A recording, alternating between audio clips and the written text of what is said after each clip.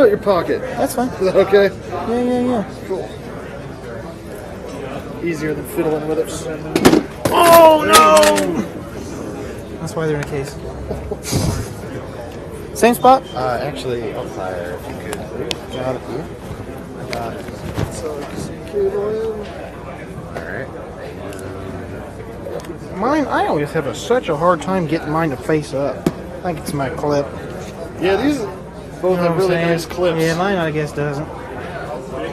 It's a good mic, but man, I guess it's not. Good. So 3, yep. Let's do it back here. Change batteries at dinner, I guess. I'm still showing 2 bars on both of them, so. Alright. Cool, thank you. So on the remote up there on the podium, especially going green goes forward, red goes backwards. Alright. Very straightforward. There's a green laser pointer up there as well. The monitor that's sitting on the stage has your slides in it as well that you'll see, so that way you don't have to keep bending Good. around. I was hoping. Okay, and I'll just verify.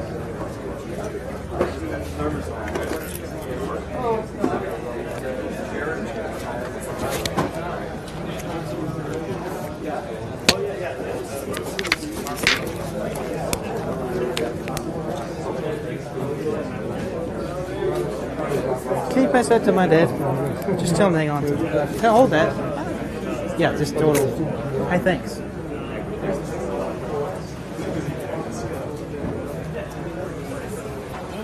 There's only 2 people that are. Let's go, man. Good. I was born ready. I come out butt first. You about ready? Let's go. Go get them, bro.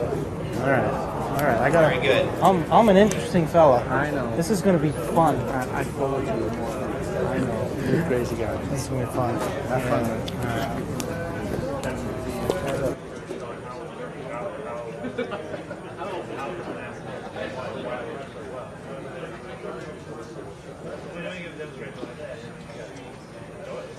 Our next speaker, a lot of people have been waiting to hear. My personal friend, I've been following his work on YouTube with rwgresearch.com, his open source technology, working with hydrogen, and all sorts of stuff, getting people involved in the community, young guy, and leading the younger generations. 2013 Global Breakthrough Energy Movement is very proud to introduce Mr. Russ Gries.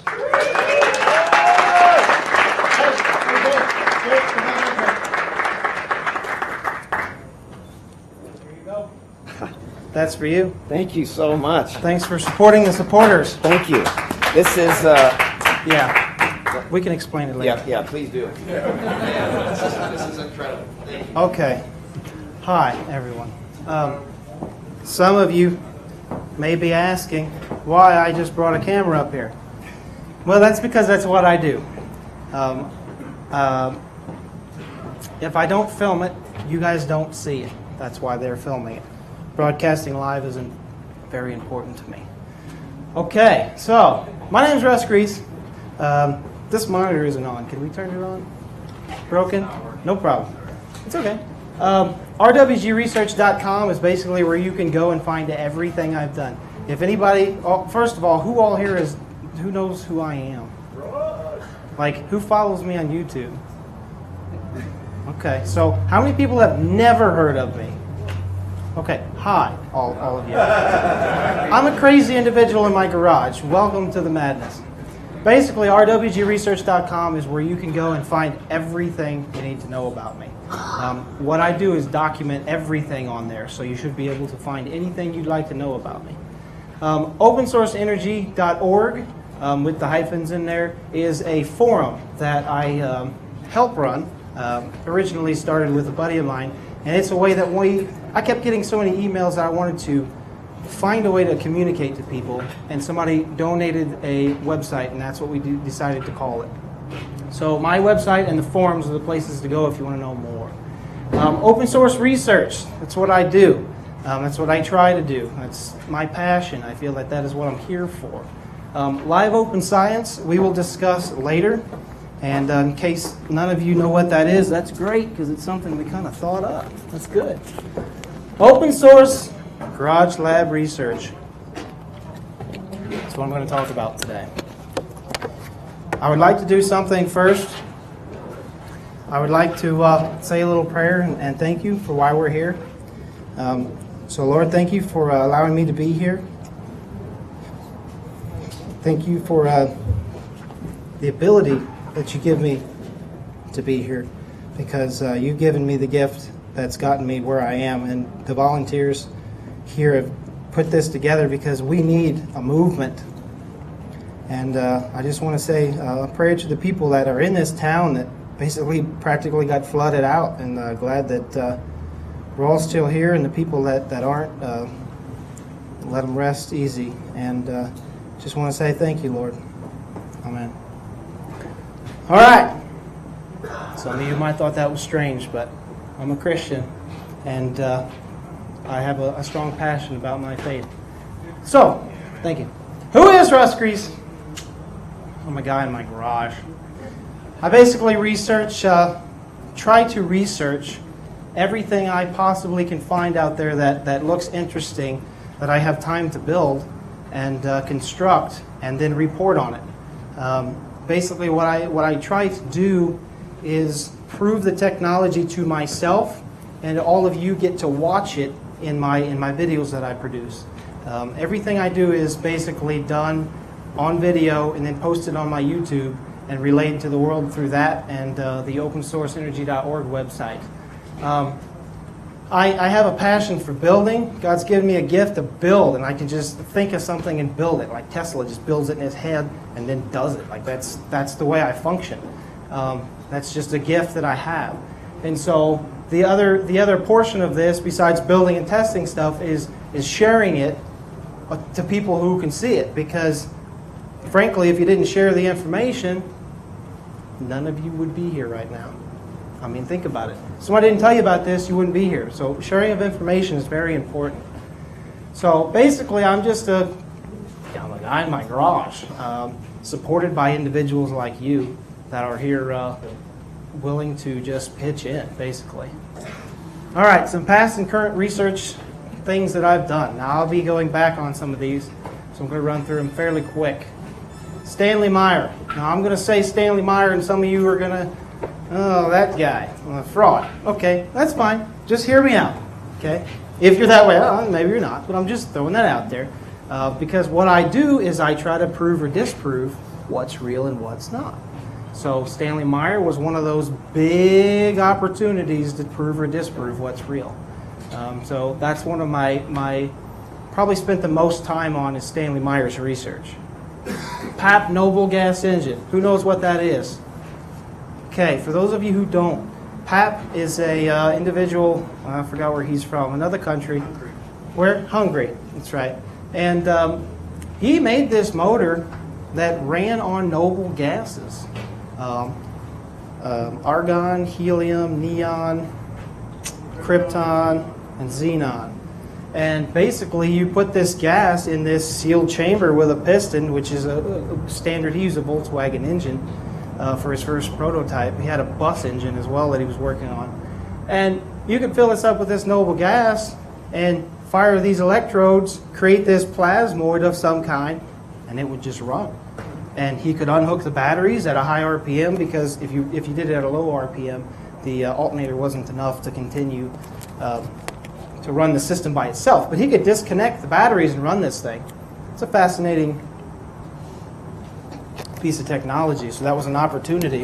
The reason I started the PAP stuff was because the Stanley Meyer and the PAP, which I'll talk about later, Stanley Meyer's EPG uses a gas. And when I got the opportunity to work on the PAP noble gas engine, or work on it, build it from nothing, I guess, I was able to combine the two to do one thing would help me with another. I can explain that in a little while. Voltzilla. What the heck is that? All right, that's actually a word somebody made up on accident that I use for the electric motorcycle that I built using nothing but resources, okay? The first project I think I really ever did and posted online probably was that one. I think that was probably 5 years ago, so it's been a long time, maybe 6 years ago. And I basically decided I'm going to see if I can build a working electric motorcycle with my resources. And I ended up getting a fork truck for free, scrapped it out, bought the small components I need, converted the electric fork truck into the motor that I needed for the electric motorcycle, and I came out $20 ahead. That's crazy, and I'm driving down the road on an electric motorcycle. So we can talk about that more later. But that was one of the things that really got me started in the beginning, because a gentleman interviewed me and put me in a book, actually. You guys, GlobalBEM, actually, it's on your page that you sell products on or whatever. It's How to Make an Electric Motorcycle by Vogel. Somebody Vogel. Yeah, I forgot. That happens. Vortex-based math. The second thing I did, I started with Stanley Meyer, and then I was like, everybody tried this. It doesn't work. Let's try something else.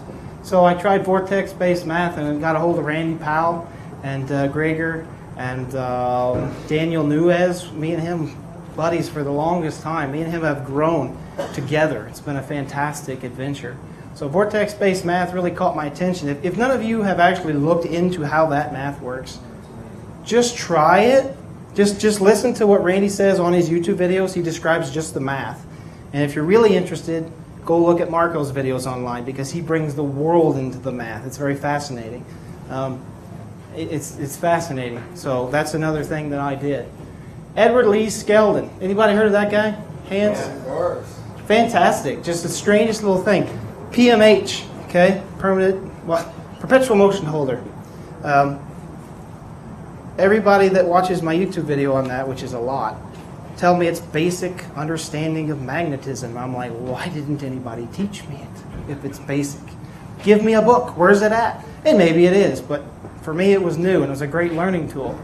Built that thing, just amazed at what you could do. So I hung it on the wall, okay? Built a little one out of a U-bolt, not that big.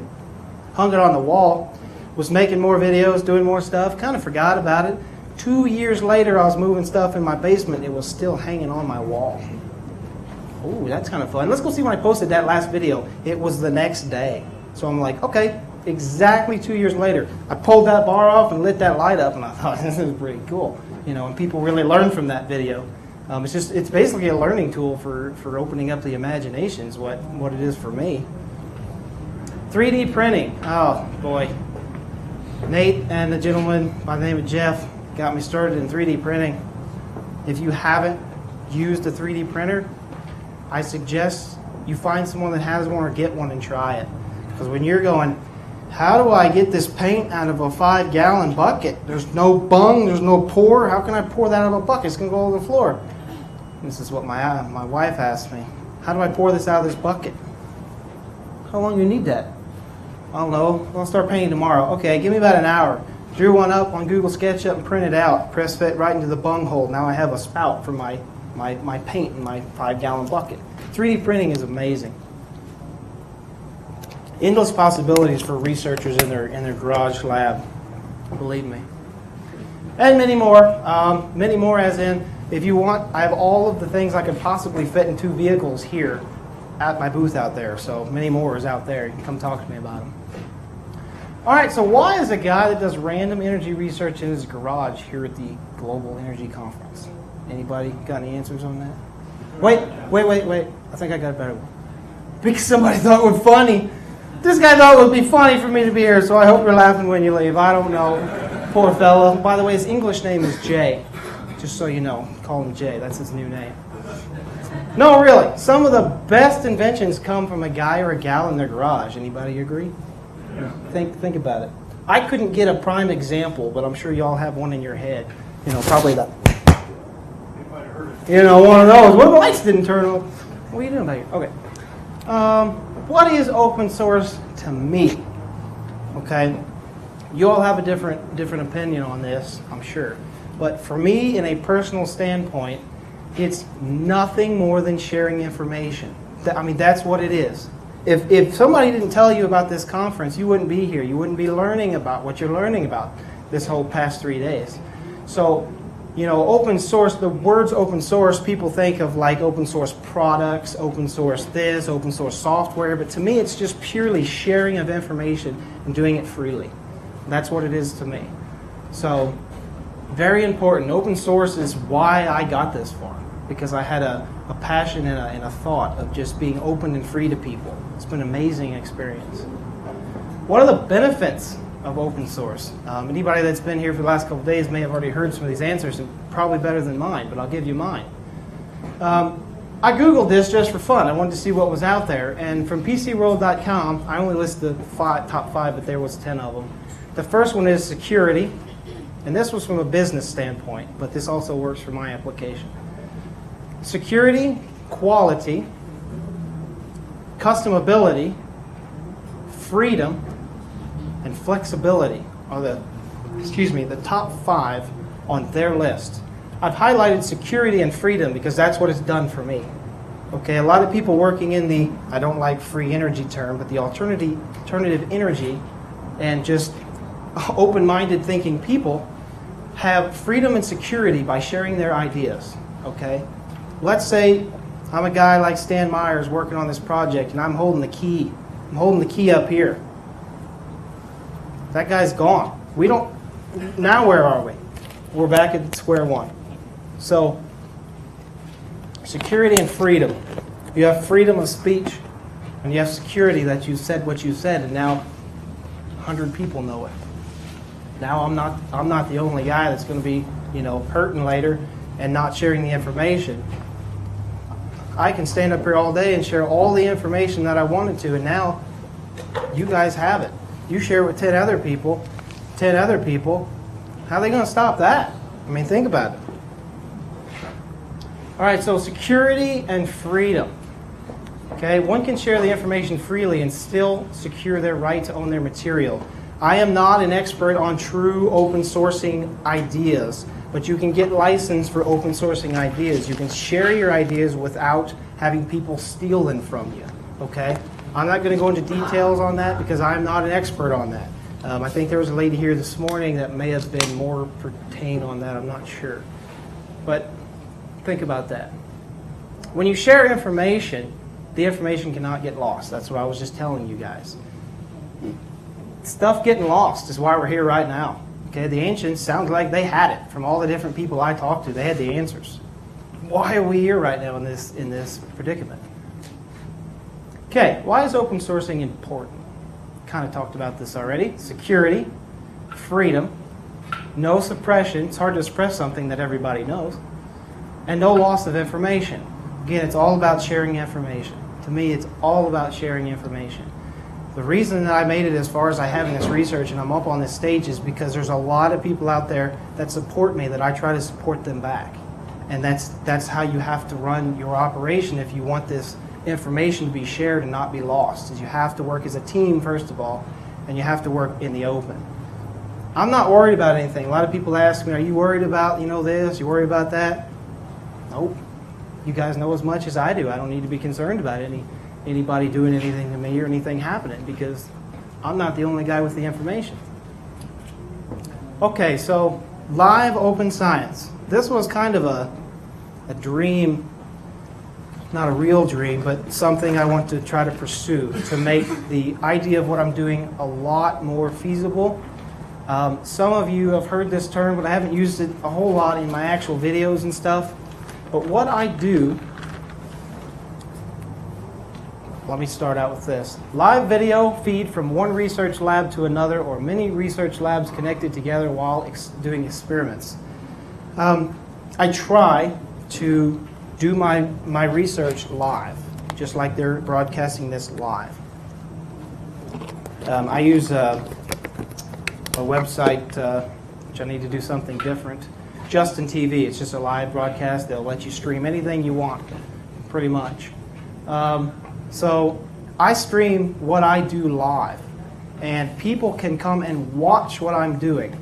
They can hear me talk. I wear a microphone similar to this when I'm doing my research. They can actually hear me talk in audio. They can see what I'm doing. The lag time is maybe 2 minutes, so it's not too bad on there. Sometimes it's better. And I'm working on an experiment, and I'm just beating my head on the desk trying to figure something out.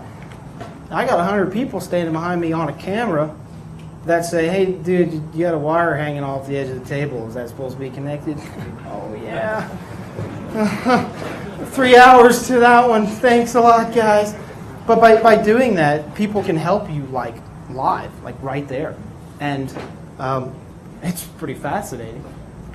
So you can basically invite anybody you want to watch, you know, as long as it's open. I do mine open. Anybody can come watch. Anybody can listen. But think about this. Yeah. Oh, that's true. Times have to match. If you can imagine like minds, like Albert Einstein, Nikola Tesla, Leonardo da Vinci, Isaac Newton in one place at the same time, the possibilities are endless. Can anybody actually like imagine if those guys were sitting in a room talking? We have the ability right now to do that. Live streaming is the way to do that, and I'm calling that live open science. If you're doing art or something, it can be live open art. I don't know, but I'm doing science research, so that's what I'm doing. So in my opinion, this is a dream that I'm sharing with you because I want you guys to help pursue it on your own. Okay? Zero fossil fuel, the old fart. Hi, Zero. He's an older me. It's sad though because I'm a younger guy. Anyway, nice. Yeah, it's a love-hate relationship. Okay, so that guy does this a lot, like way more than I do because he's got more time. And I got 3 small children screaming at me all day long, so it's a little difficult. But Zero is a prime example. The gentleman that you guys just watched, hopefully you did. If you didn't, make sure you see his presentation.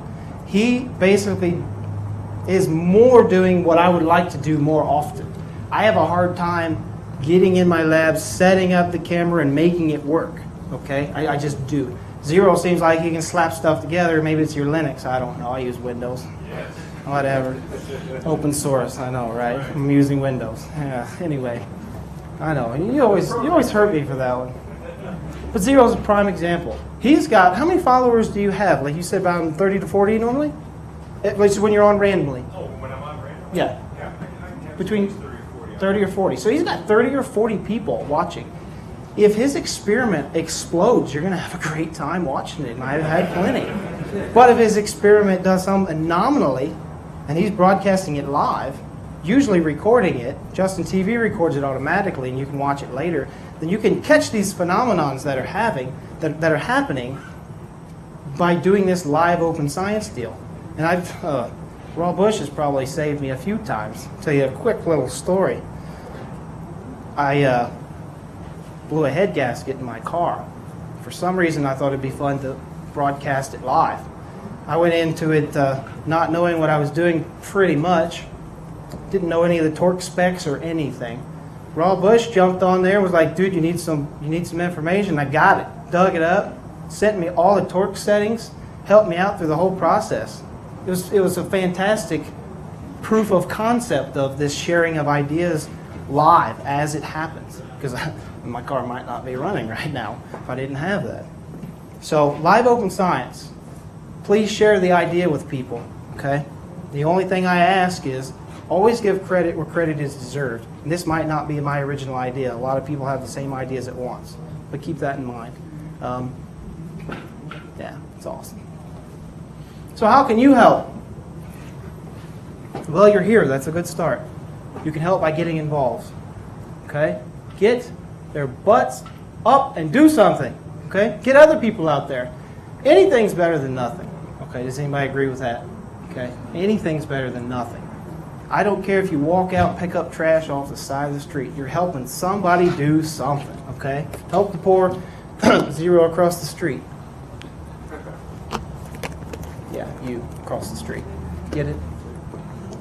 You'll figure it out when you're about 80. Okay, so get people off their butts. All right, that's what you got to do. Something that we started, me and a guy by the name of Brad, also goes by the name of Tin Man. We decided to start this pulse motor build-off. It was kind of by accident. Long story short, his dad passed away, his stepdad, which was pretty much his father. He was pretty bummed out. I said, well, let's have a friendly competition. Let's do something for fun. Get your mind off of it. So we thought, well, let's build a pulse motor and see who can do better. You know, okay. Well, it ended up being this extraordinary thing that we do every year now. And it's kind of fascinating. The first time we did it, we decided, well, let's just invite everybody. Anybody, build off. Anybody, let's just see what people can build. It'd be fun. So we threw the idea out there to people on just a regular YouTube video. I Googled pulse motor. I went to Wikipedia. You know what it said? That's what it said. I was like, great, there's no rules. It's a no-rule build-off. This is great. You have 2 weeks. Go. And that's what we did. And it was fascinating. People actually donated prizes. Okay, people that are just people, normal like you guys, just donated prizes for the winners. You know, and the winners were picked by random people like Zero, which are judges of kinds. Mark Danzy is actually one of our judges this year. And that has been an amazing experience for something that came out of a silly idea, basically, of trying to cheer a guy up. And I've probably met 10 people in the last 2 years that have, you know, gotten a hold of me through this pulse motor competition that have given me ideas that are just like extraordinary. Things I wouldn't have thought of if I wouldn't have seen what they were doing. It's a way to bring people together for a common goal. A pulse motor may not be really useful, but you'd be amazed. You'd be amazed at how many people get off their butt and just do something that when they see this. A lot of people have never built a pulse motor. Hey, go find a VCR, glue some magnets on it, get a coil out of something random, you know, and hook a battery up to it and watch it pulse, you know, and then they get intrigued by that. And then after the pulse motor competition actually ends, they pursue doing more. And they pursue doing more, and they get involved. And every year we do this, it brings somebody that kind of lost track of what they really want to pursue back into what they were trying to do when they, you know, originally started. I've been talking so much in the last 2 days that I'm so dry. My apologies. So pulse motor build-up, if anybody would like to see that, the last 2 competitions are posted on my website. You can see all the entries, and you can see the kind of motivation it gives people. I asked them when people do this to give just a little peek of motivation in their videos. And I've gotten emails from people that are just like, dude, you know, thank you for doing that because it got me back into doing what I want to do. And it's been a fascinating experience. You can help the little guy, okay? I'm a little guy. I'm just a guy in my garage. By giving them what you can, whether it be funds, parts, or just encouragement, okay? I honestly think that I'm standing on this stage now because I'm an encouraging person, not because I can build stuff, not because I can do stuff, not because, you know, I can whip something out of my head in no time. That's not why I'm up here. I think I'm up here because I encourage people. But I wouldn't be here if I didn't get encouraged, okay? That's just honest. And Randy Powell has actually been one of my prime motivative when I first started because me and him would call each other on the phone and he would sacrifice his time just to talk to me. It's a big deal. I knew he was a big guy. I knew people all over the world want to talk to that guy, but it motivated me. So encouraging people is the most important thing you can possibly do. Funds and parts, I personally will randomly throw up, hey, I need something random, a part here, you know, this is what I'm trying to build. Can you possibly help? Funds, basically I run on funds from people like yourself that just donate $10 here and $5 there. That's how I've gotten where I've gotten. Most importantly, encouragement. I didn't put this up here, but the other thing is actually, let's say that you own a machine shop, okay, and you're following a guy on the internet that's doing some really fascinating stuff. Help the poor guy out and offer him some machining time. You know, if it's dead running during the night, and he needs a part, you know, stick your foot out there and volunteer some of that resource to them.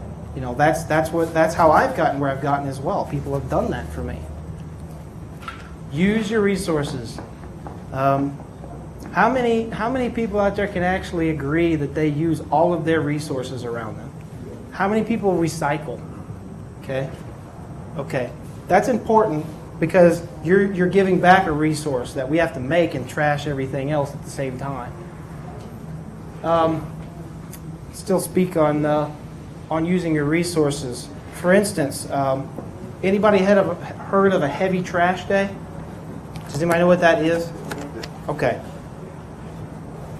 In my town, we have what they call a heavy trash day. They do it twice a year.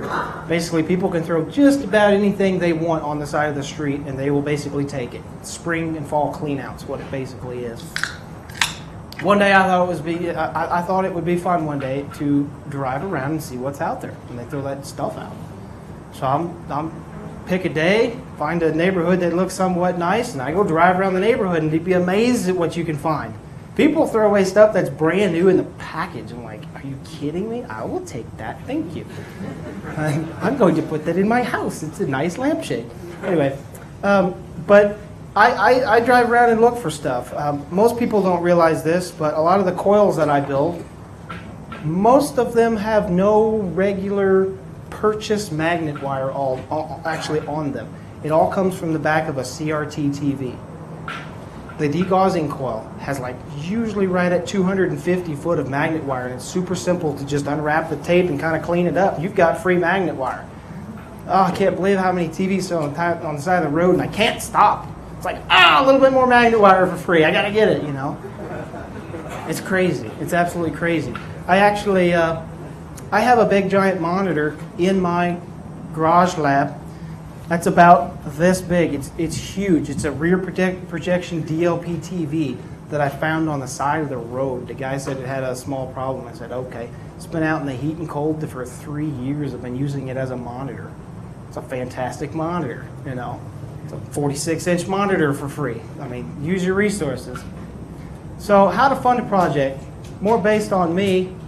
Crowdfunding is the way that I kind of do it. I don't usually ask for donations, but when I'm working on a particular project and I've run out of TVs on the side of the road, I have to do something. And so I ask people, if you can, just donate this. I'm trying to raise $200 to purchase some capacitors to try to make the PAP replication better, you know. And crowdfunding, in my personal way, I am not ready to start like a Kickstarter, because what I'm doing is voluntary and it's on my free time. And I don't want to put myself in that predicament of now I have to do that when I'm volunteering, and I can only do so much as a person. But that's why the open source is important. If every one of you out there made a small component of something we're building, we could have it in 1/100th of the time. If there's 100 people in here, it would be done in a 10-minute period instead of a 100-minute period or a 100-hour period. Use your resources. It's the most important thing that I've done. If you go out there and look at my table of stuff, what I could find to bring, I'm going to say about 80% of that has come out of something somebody discarded. Okay? And you'd be amazed at what you can find in the right dumpster. Okay? I don't look like a dumpster diver, but you'd be amazed what you can find in there. Grants. This is something that I haven't looked into, but is probably an option. I am not an expertise on grants, but that's an option that you guys can look into. Being at a location like this, showing what you've done, kind of like I'm doing, will show people that have people that could invest money into things. That's also a way to get certain funds. Using open source license to sell products. I just handed Jason Verbili, which has been a good friend of mine and a great encouragement for a long time, a little levitator device. I stole that one right off my bench out there, so I'll have to put another one together so you can see it. But come and look at what that is. Actually, I got some pictures up here, I think, in just a second. If you have a project you want to pursue, people are willing to help you, but you must throw yourself out there or you will never get help. Take the leap, never give up, and do not let others tell you that you cannot achieve something. Okay? I have personally have a few of what they call trolls. Anybody got any of those out there? Not the ones in your yard, the ones that bug you to death. For fun, I guess. I don't know. But I have a few of those. Don't let those people discourage you, okay? There's a few people that, they bug me, and they do it all the time. And it can be discouraging. I get to a point where, why am I even doing this? But don't let people tell you that. Do whatever you want to do. Just pursue what you want to pursue. I'm up here doing this because I have a passion, okay? And I just happen to have people that support me. That's the only reason I'm here right now. I just have a passion, and just do what you can do. Don't ever let anybody tell you anything. The levitator I was talking about is here on your right. And I got another picture here. That is a 3/16" neodymium square magnet floating. And if you can see here, there's no cords, there's no power. That magnet's just sitting in there. And you can blow on it and it'll just spin. It's fascinating. This is something that I told myself I wasn't ever going to do, which is sell something. Because I'm not in this for making money. I'm in this to try to help humanity. That's why I'm up here. But this is something that I found the idea on the internet. It's nothing more than diamagnetic levitation. I'm not the first guy to do it. Nowhere near it. But after building the 3D printer here, which was basically help funded to get to this thing by Nate Firepinto and Jeff, Nate, basically after I got them building this 3D printer that they helped me build by donating pieces and parts, I actually drew up this device and created it to now where I just print off a part. I have to cast the two bismuth pieces, which are the two pieces of material in the middle, and get the components. And now I've got this fascinating little kit that'll levitate a magnet. And this is the only thing that I sell. And I do that to help fund my research. It goes right back into my research fund, which is very tiny. And that's okay. I like using my resources. But this idea, again, was out there on the internet. If somebody didn't share it, I wouldn't have known about it. Okay? If you'd like to see what this is, I'd really like you to come by my booth and check it out, because you could spend hours with this thing. Jason, don't get sidetracked. Don't get sidetracked. You'll be days. You'll be, this is awesome. Okay. These are some quotes that I just kind of dug out of my head. I'll read them to you. It's not about me or you. It's about us and our future and our kids' future. It's about understanding. Okay? If you don't understand it, well, that's not any good to you. So it's about understanding. Ego, greed, and money are the leading things that keep this research back. Research, not mine. In general, all of it. Doesn't matter what you're working on. Ego and greed and money. Some people say money are the root of all evil. I'm not going to say that's true, but I'm going to say greed and ego lead to that money problem that we have. Okay? Anybody seen that anywhere?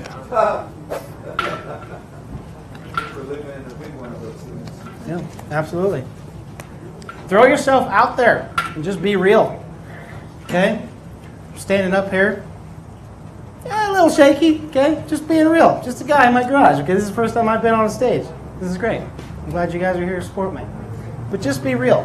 When somebody watches one of my videos and I'm over, I start my videos very interestingly sometimes. Sometimes I spin in circles. Anybody seen those? Those are pretty funny. Light and fan world. Anybody seen any light and fan world? It's fun. I have fun. I'm just real. Just throw yourself out there and be real. By doing that, you show people that you're just an honest dude out there trying to do something good.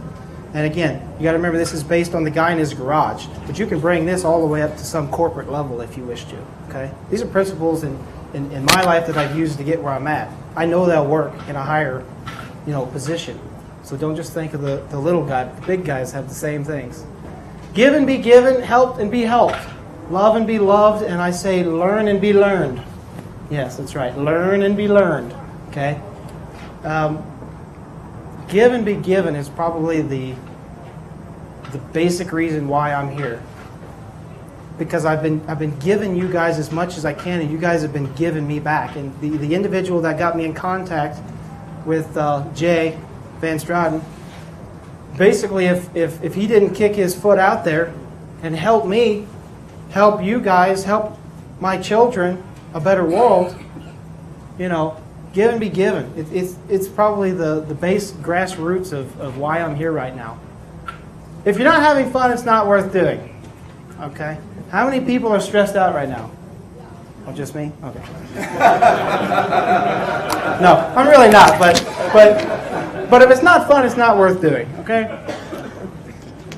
And some of you who follow me very closely, they'll notice, you guys will notice if you start following me closely that I jump around a lot. Yeah, don't laugh, it's honest. I jump around a lot, okay? I do that because I get to a point where I'm not having a lot of fun anymore. It's stressing me out. I got to do something different.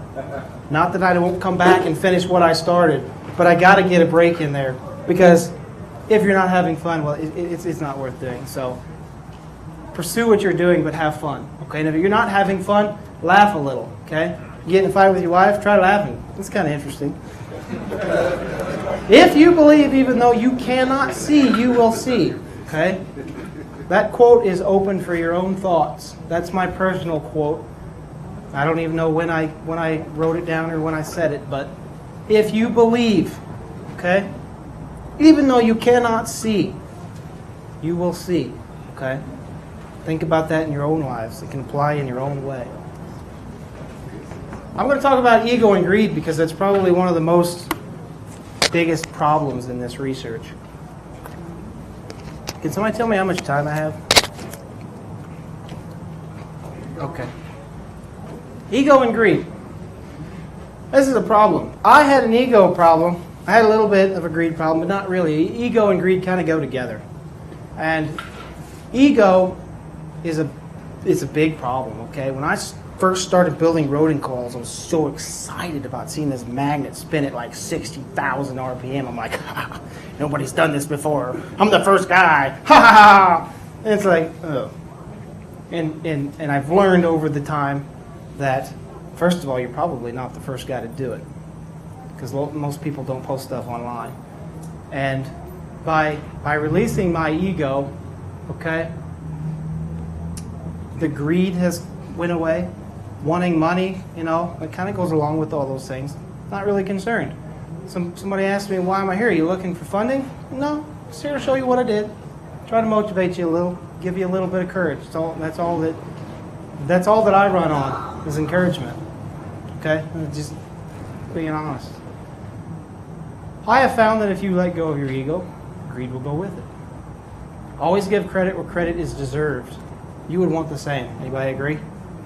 By open sourcing your ideas, you're just giving it away. Okay? Somebody posts a video 3 days later of my levitators and go, look what I did. And it says RWG research on it because the files are on my website. I'm going to go, what the heck? Didn't you just at least give a reference? I mean, think about it. Always give credit where credit is deserved, and you would deserve the same. Treat others how you want to be treated. Mom tell you that? Anybody? Nobody's mom told them that? Are you kidding me? I'll have my mom tell you. Love others how you would love yourself. Okay? Just be honest with yourself. Be honest with everybody else. Give and be given, help and be helped. Kind of talked about this a little bit earlier. If you give freely, you will receive freely.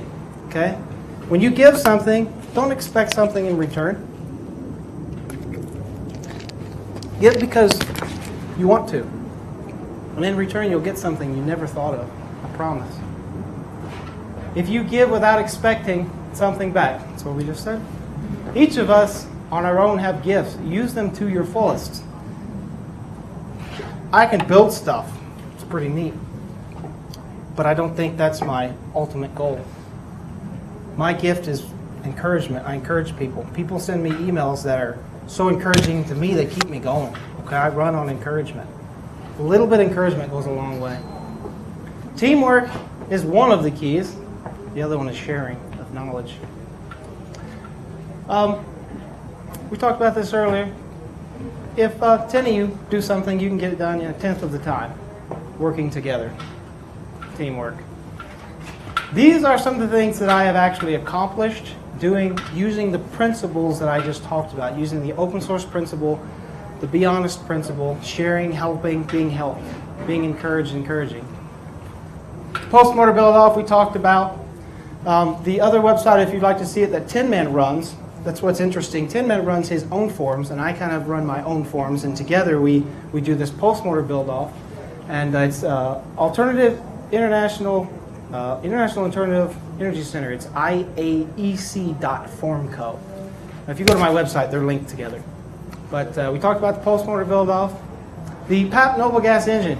This is an actual picture of PAP's original motor, one of his original motors. This is actually a later version that they built. The Roner Machine Shop built. These batteries right here are actually connected right now. And there's a video online that you can go watch. And they disconnect those batteries, and the alternator is enough to keep this system going. And the video is fairly short. I don't know how many people have actually seen that, but it's kind of an interesting video. It's like, okay, maybe that's worth pursuing. That's kind of fascinating. As old of a video as it is, too. It's a very old video. This is basically it's a replica of what Bob Rohner has done. Bob Rohner is actually worked with PAP. He built that engine, actually. And he has he constructed a device that looks exactly like this and very close to this. And basically, it's a piston with a sealed chamber with some electrodes, and he calls it the popper, because what it does is it goes pop, pop, pop, pop, and it's a testing device. This device is basically the cylinders in that motor. That's basically what it is. And I thought this was worth pursuing, especially after I got done working on some of Stan Meyer's stuff, because the gas principle between using the noble gases in this and using a noble gas in the EPG device and using the argon and ionizing it and adhering the iron or nickel or cobalt atoms to the ionized argon and building this gas lattice that's supposed to be magnetizable, which is supposedly what he was doing as far as we know.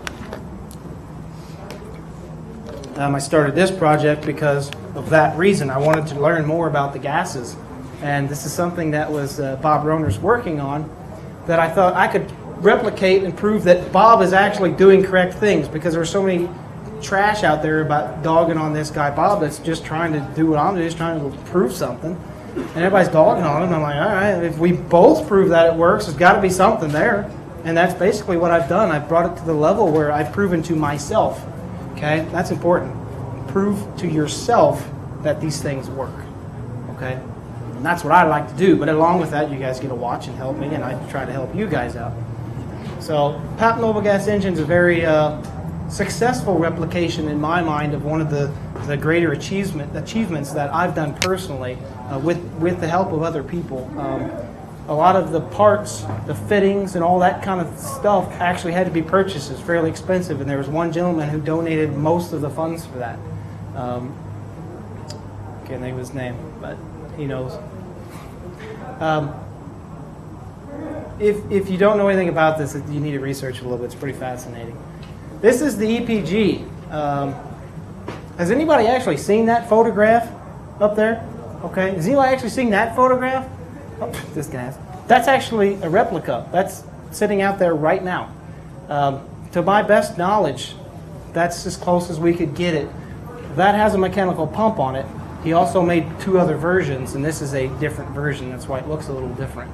But this is where I started with Stanley Myers. A lot of people start with the fuel cell technology because that's what they know about. And I decided to start with the EPG because, well, nobody built one that I found on the internet. Nobody. Alex Petty, which is a good friend of mine, is the only guy that I saw. And he helped me kind of brew up some ideas of how to start this. And I just threw the idea out there by reading the patents. A gentleman contacted me and got me in touch with a gentleman that had photographs of the estate. Don Gable is his name. He had photographs of the estate but wouldn't give them out. All right, that's cool. So I told him on the phone, he looked at the picture while I was over here, okay, what does this look like? What does that look like? And I was just writing down notes. A little bit later, he sent me one of these pictures, and that's what I based this on. I drug this picture into Google SketchUp. Is drug a word? Sure, okay. It's up here, it's good. I put that in Google SketchUp and I scaled it. I knew what some of the parts were and how the physical dimensions of the sizes, I knew what they were. You can measure it off an outlet back there if you know what the distance between the prongs are. You can guide that and measure everything else, and that's what I did. I measured everything I possibly could and came up with this replica. When I got this far, I thought, okay, cool. I built the hardware. How do we make this gas? Guess and check. I'm still guessing and checking. Haven't proven or disproven anything on this yet. That's where the PAP Noble Gas Engine came into play, is actually the gas. I tried for a long time to figure out how to make the gas for this, and could not figure out how to make a chamber. Worked on another project, and voila, I had a chamber to make this gas in. I'm like, that's what I'm talking about. Got to kind of spread your research out, and you'll gain more knowledge that way. Pulse fire. Nobody knows about pulse fire. It drives me crazy. Please tell everyone about pulse fire, because what it is it's a GUI interface to an Arduino, which you can purchase at Radio Shack for $30, $20. And it's a full-blown data logger, pulse sequencer, and it'll graph a bunch of stuff. It'll do data exporting. If you're into like HHO type of things and you want to measure liters per minute, you set up a read switch and a read switch, and you actually just hook the wires up to the controller, and there's a liters per minute tab up there, and it will actually calculate the liters per minute, and you can just drain it and reset it. I mean, it's a fascinating piece of hardware that was actually developed for pulsing the coils that you see. You see pulse fire over here in the corner, pulsing those coils, but it does so much more, and it's full-blown open source. So check that out. I didn't design this. A guy by the name of William Klanzar actually built this from scratch, and it's worth sharing. So please do share it. There is young me. It was about 5 years ago on Voltzilla. Does it look like a Voltzilla to you? Kind of a people comment on this video, and it cracks me up. They're like, dude, that thing looks like a piece of trash. That's because it's built with trash. What do you want me to do about it? Vortex-based math. This poor coil here is probably on the bottom of someone's shoe because it fell off the table and disappeared yesterday. But it's literally the size of my finger. It's a 1/4 inch in diameter. It's something I was playing with. But this is kind of where I started, vortex-based math. And I've done so much with it, and I enjoy the heck out of it. So again, look at vortex-based math. It's very fascinating. Again, the 3D printer is a handy tool that if nobody has actually looked into it, you've got to just experience the 3D printer world. It's like endless possibilities. I mean, endless possibilities. And I actually had parts to build one for approximately a year, but I didn't have the electronics and I didn't want to spend any funding on it. I decided, okay, guess I'll spend some funding on it. Could shoot myself in the foot. Should have built it a year ago. Used it so many places already, including painting the house. Okay, filament extruder. This is something I constructed in the last 3 weeks, actually. The printer that you see here has what's called filament. It's right there. And it's just a small piece of plastic. It's ABS. It's like a fishing line, basically. But it's ABS. This is ABS I'm using.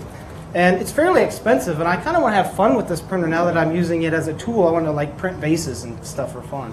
So I decided to try to construct a filament extruder. I got online and I looked up filament extruder, and guess what? Somebody had already open source licensed a complete filament extruder. Some 72-year-old man, Lideman, I can't say his name, created one, and it was like, dude, cool. I don't have to do any work. I just got to put one together. And this is my own personal version of exactly what he's doing, but everything's custom because I built it here, and then there it is. So anyway, again, those are my quotes. I'll leave them up there. That's the end of my presentation. Do we have any time? A couple of minutes? 3 minutes? I have 3 minutes. Anybody have any really awesome questions? I'll be happy to talk with anybody out there, but if there's any questions now, I'll be glad to answer. I was just wondering if you've come across the conductive plastic that has been invented the last few years for 3D printing, so you can actually print circuit boards. Oh yeah. With the 3D filament machine that I can make my own now. You could probably purchase the pellets to make that, but you can buy that. I personally haven't played with it, but I've seen other people use it, and it's pretty fascinating. There's other plastics like nylon. Polypropylene is actually one that I'm going to try that I haven't seen anybody use directly. They use similar materials, but polypropylene is everywhere, so it's a good plastic to try to use. But I haven't, no. Oh, hold on, microphone. Can't hear you. Gotcha. On that material science aspect of it, the bottom left rodent coil you had up there that had the iron filament looked like, I'm curious what material you used as the epoxy for that, like sodium silicate or something of that nature, as well as applying high voltage to the systems, as well as doing different layering of paramagnetic, paraelectric, so yada yada yada materials, much like Mojoso had a bismuth core in the middle to pre-charge the environment, even though it didn't really do much for increasing mileage.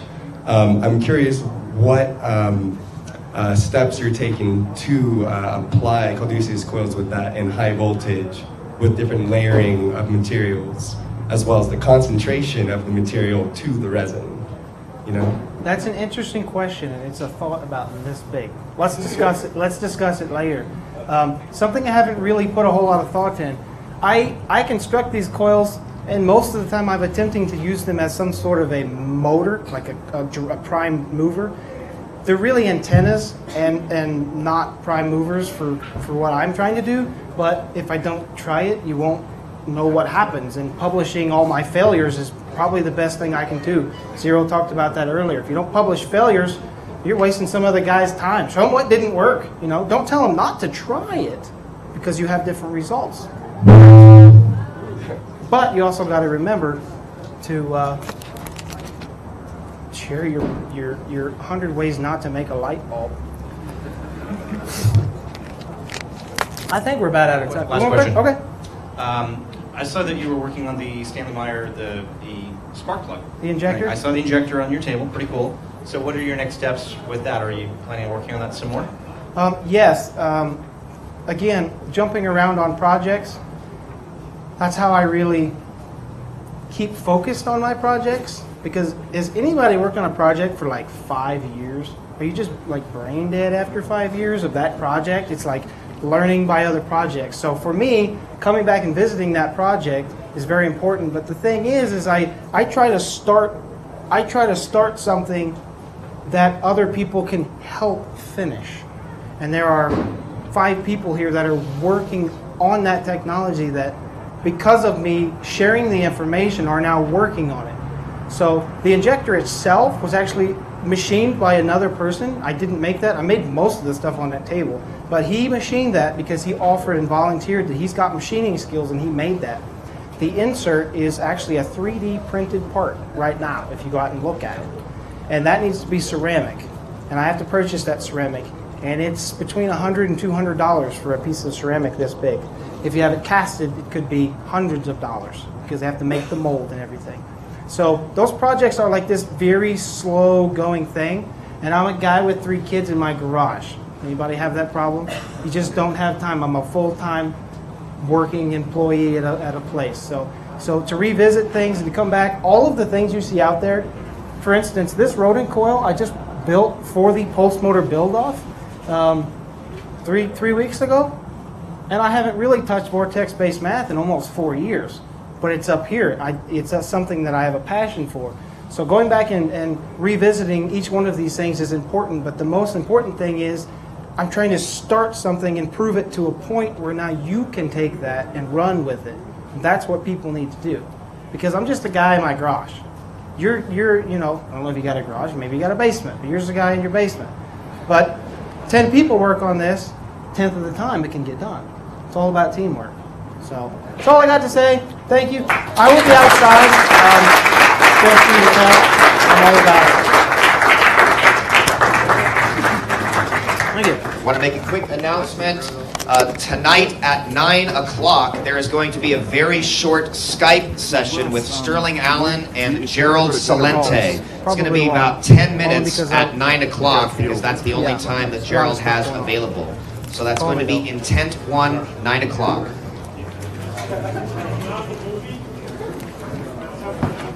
Oh yeah, life is all about sharing.